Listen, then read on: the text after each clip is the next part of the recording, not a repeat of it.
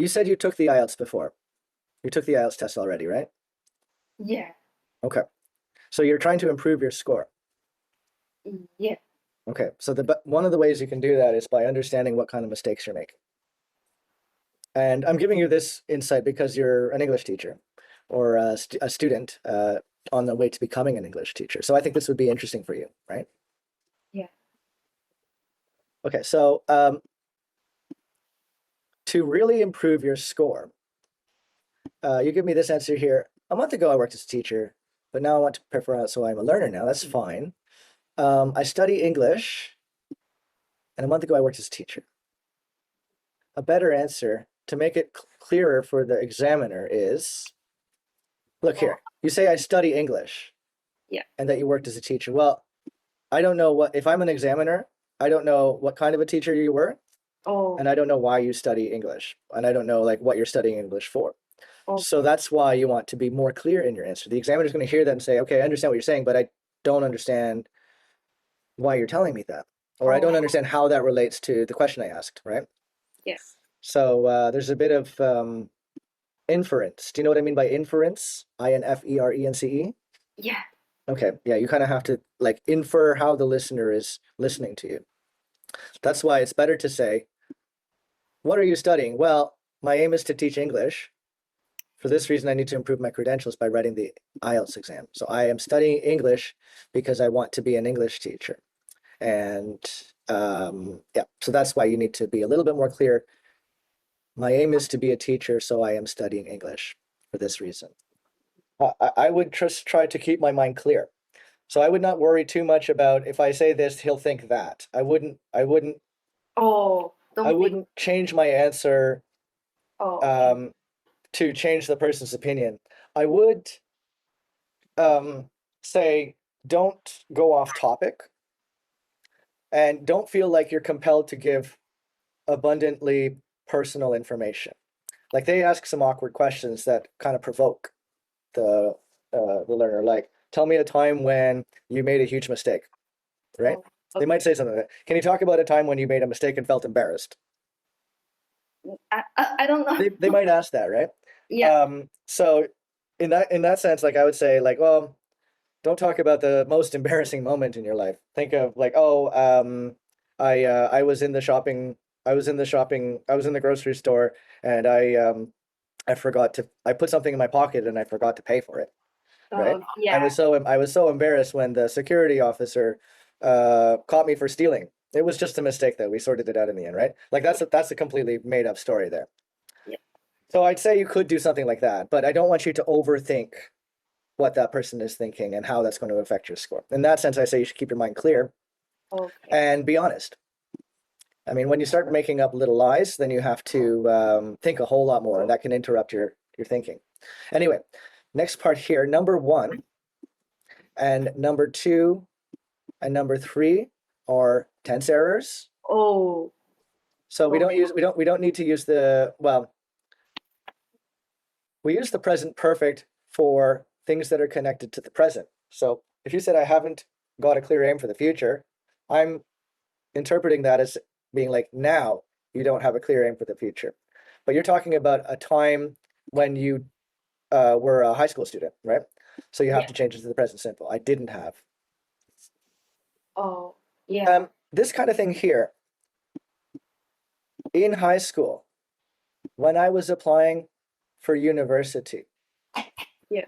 these are adverbial clauses or dependent clauses. The main sentence is, I didn't have a clear aim for my future. My father encouraged me to choose English to become a teacher, right? Yeah. Those are the main clauses or independent clauses. And when I was in high school and when I was applying for university, those are the dependent clauses, the adverbial clauses. Those can go in the beginning of the sentence to give time reference. Oh, Do you know what I mean by reference? reference. Yeah. 参考. Yeah. So this in here, you're making a time reference. In here, you're making a time reference. Okay. Okay. Now you said here before I went to university. Yeah. It would be easier for you to say, before I went to university, I didn't have a clear aim. Oh. Also, there's a before university and during, like there's the time when you were in high school, and then there was the time when you were applying for university, right? When you were 16 years old, you didn't have a clear aim for your future. When you were 18 or 17, 18 years old, this is when your father said, study to become a teacher. So you're making reference to two different time periods. So that's why I make this suggestion here. This is like an awkward sentence that can be separated into two sentences. Oh, okay. Sentence one, thought one, before I applied for university, while I was in high school. Sentence two, thought two, during the time that I was applying for university. My father, notice here we have past simple and past simple, okay? For your purposes, structure your sentences in this way. Make reference to the time period that you're talking about using a dependent clause, like while I was in high school, when I was applying for university, after university, now, or whatever, right? Yeah. Put that at the beginning, separated by a comma, and then make your sentence. Try to follow that pattern, okay? Notice that when you're reading, pay attention to, like when you're reading, pay attention to how the writer is constructing the sentences and paragraphs and organizing their tenses. Okay, number three, again, it's kind of an awkward phrase here. A run-on sentence. Inconsistent tenses. I studied. There's a missing verb here. I recognized it was interesting. I prefer. Recognized, prefer. Want to be. This is inconsistent tense. Tense inconsistency. Past simple and the perfect, so you can have the past simple and the past continuous used in the same sentence.